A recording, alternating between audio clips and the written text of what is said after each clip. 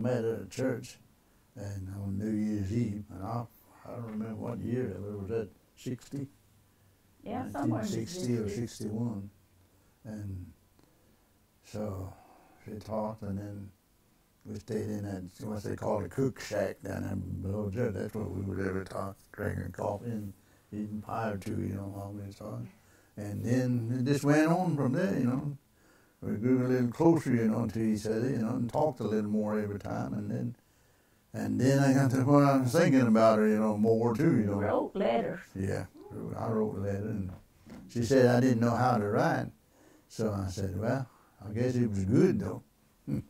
You understood. You got the message. Yeah, I got the message across. I mean, I wasn't a writer, I'm still not a writer. So that's the way it was back then, and so we finally got married, and we've been married and staying together. We've been in church ever since. That's where we met, and we're still in church. Mm-hmm. What was it like when y'all went on your first date? How was that? Well, we really didn't go well. Really, mostly, we didn't go like kids do now. You go get somebody, and it wasn't really like that. It was like a church activity.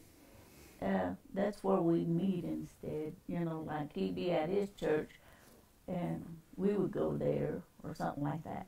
And it was like he came down the house, but later on, we did a little bit, but not much, And from then on, we just got married. We didn't really do it like the kids do today.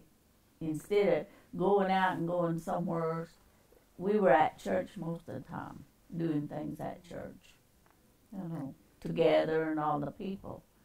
Always, there was a bunch of people. I remembered, I was working, I had a car and everything, had a little money, and on Friday night, I guess, or whenever I could, I'd run up there at Jay, and get her, and, she'd come. Well, yeah. Just to be with me, just to be with each other, was all it was, I'd come bring her to Pryor, and I drove about 100 miles, I guess, that night, I enjoyed it.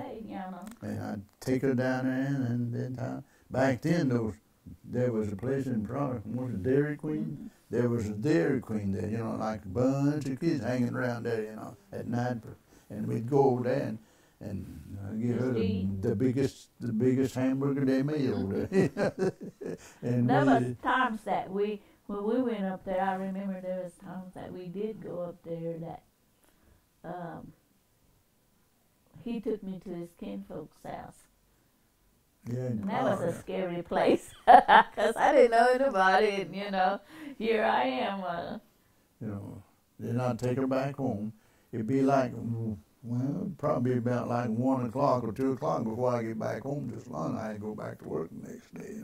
I'd go take her home and safe and sound, and all that.